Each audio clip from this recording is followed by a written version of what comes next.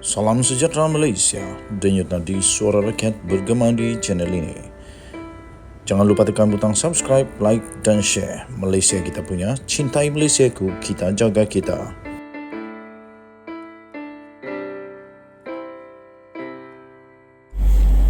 Salam sejahtera Malaysia, denyut nadi suara rakyat bergema di channel ini. Lepas langkah Sheraton, ada langkah Kajang Laga, ada langkah apa lagi macam-macam langkah lah. Langkah London lah, nanti langkah Bendul pula lepas ni. Langkah Bendul, aduh. Macam-macam langkah sekarang ni di Malaysia. Langkah 1000 pun banyak juga. Paling famous langkah Katak. Langkah Katak paling famous. Tak ada yang lebih melampaui langkah Katak. Okey, ada komplot rupanya. Ada komplot rupanya, langkah terbaru. Woi yo. Dan ini telah didedahkan sendiri. Telah didedahkan sendiri oleh orang yang amat mengejutkan kita semua. Maksudnya benda ni ada kan, betul? Tapi sebelum itu, saya ingin ucapkan bilion terima kasih kepada anda semua yang sudah tekan butang subscribe, like dan share. Bagi yang belum, saya mohon tekanlah butang subscribe kerana ianya percuma dan dapat membantu channel kita ini untuk menjadi channel yang besar, boleh cukup bersuara cukup lantang untuk sampai kepada telinga Datuk Seri Anwar Ibrahim, Perdana Menteri Malaysia. Bagi yang sudah tekan butang join, terima kasih. I love you all. Bagi yang belum, kalau ingin menjadi member dalam channel ini, dipersilakan kerana kita akan mulai memberikan goodies, souvenir, goodie, t-shirt, keychain, macam-macam lagi lah bermula minggu depan sebagai penghargaan kita kepada member yang terpilih. Didedahkan komplot dinamakan Langkah Dewan Merdeka. Kali ini nama dia Langkah Dewan Merdeka. Cuba luluskan usul sekat pertandingan 2 jawatan tertinggi, kata Khairy Jamaluddin. Ini bukan main-main tau. Ini Khairy Jamaluddin yang cakap. Bekas Ketua Pemuda UMNO, iaitu Khairy Jamaluddin, mendakwa wujudnya satu komplot dinamakan Langkah Dewan Merdeka untuk meluluskan usul tambahan supaya 2 jawatan tertinggi UMNO tidak dipertandingkan dalam pemilihan akan datang, iaitu Presiden dan Timbalan Presiden. Seperti mana yang kita tahu, memang ada orang yang sedia untuk bertanding, untuk berlawan, untuk mencabar jawatan Presiden Ahmad Zahid Hamidi dan Tok Matasan. Antara nama yang dicanang-canang, nama yang disebut-sebut sebagai sedia untuk mencabar Presiden UMNO, iaitu Hishamuddin Hussein. Manakala untuk Timbalan Presiden UMNO pula, yang dicanang-canang, yang disebut-sebut adalah Khairy Jamaluddin. Jadi, sebab itu mungkin mereka tidak berapa minat dengan Langkah Dewan Merdeka ini, iaitu supaya luluskan untuk menyekat pertandingan 2 jawatan tertinggi.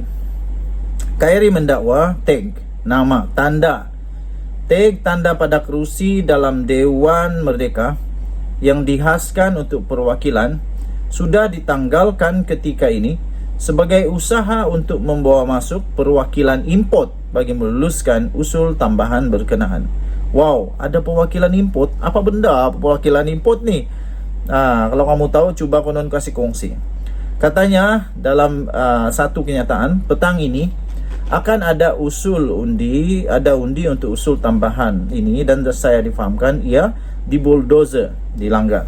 Malah beberapa tag tanda di kerusi di Dewan Merdeka yang dihaskan untuk perwakilan bahagian telah dicabut dan ditanggal supaya perwakilan import boleh dibawa masuk untuk sorak, sokongan dan bulldoze usul supaya ia, jawatan Presiden dan Timbalan Presiden tidak dipertandingkan, katanya dalam satu video di TikTok pada hari ini.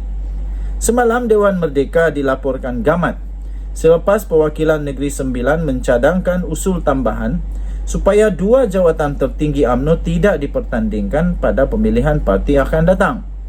Cadangan usul tambahan dikemukakan oleh Wakil UMNO bahagian Rembau, iaitu Muhammad Syukri Samsudin, ketika berucap sebagai pencadang usul ucapan dasar Presiden dan mendapat reaksi berbeza daripada perwakilan. Terdahulu ketika membahaskan usul ucapan dasar Presiden UMNO, Reaksi berbelah bagi dizahirkan perwakilan negeri mengenai usul tambahan itu. Ketua UMNO bahagian Bukit Bintang iaitu Datuk Seri Zainal Abidin Muhammad Rafiqi yang mewakili wilayah persekutuan, senada dengan timbalan Ketua UMNO bahagian Iskandar Puteri, Datuk Pandak Ahmad menegaskan usul tambahan dikemukakan semalam itu adalah bertentangan dengan Fasal 30 Perlembagaan UMNO dan Perkara 10 Peraturan Persidangan.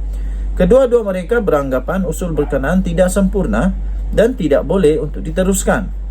Difahamkan 4 lagi perwakilan iaitu Selangor, Kelantan, Perak serta wakil mahasiswa bersetuju dan menyokong usul tambahan berkenaan. Mengulas lanjut, Khairi menyifatkan usul tambahan itu sebagai pelik apabila disampaikan oleh wakil daripada bahagian Rembau, memandangkan timbalan Presiden UMNO Datuk Seri Muhammad Hassan adalah Ketua Bahagian UMNO Rembau.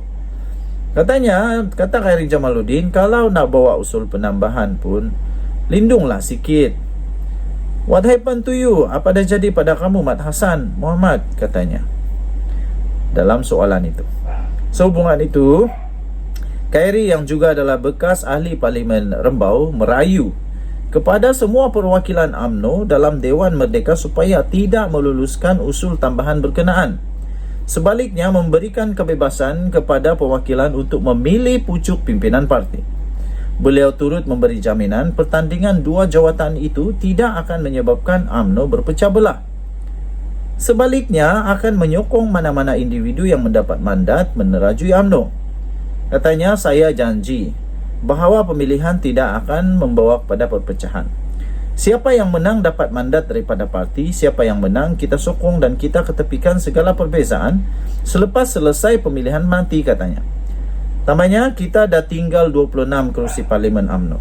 Ini prestasi terburuk dalam sejarah parti kita. Jadi sangat penting perwakilan dalam UMNO jangan melakukan langkah Dewan Merdeka untuk bunuh demokrasi, menidakkan suara perwakilan di akar umbi, menentukan masa depan UMNO dan memilih siapa yang boleh dan layak menerajui parti kita dan membangkitkan semula Parti Keramat UMNO, katanya. Terdahulu, Ketua Penerangan UMNO Isam Jalil mengesahkan 7 usul dibentangkan dalam persidangan semalam, selain satu usul tambahan iaitu mengenai cadangan supaya jawatan Presiden dan timbalan Presiden tidak dipertandingkan. Beliau bagaimanapun berkata, usul tambahan berkenaan tidak membabitkan sebarang pindaan perlembagaan parti dan hanya membabitkan persetujuan di dalam Dewan. Pada pendapat saya, ulasan saya pendek, iaitu saya setuju supaya Presiden UMNO dan timbalan Presiden UMNO haruslah dipilih semula. Kerana apa? Sebelum ini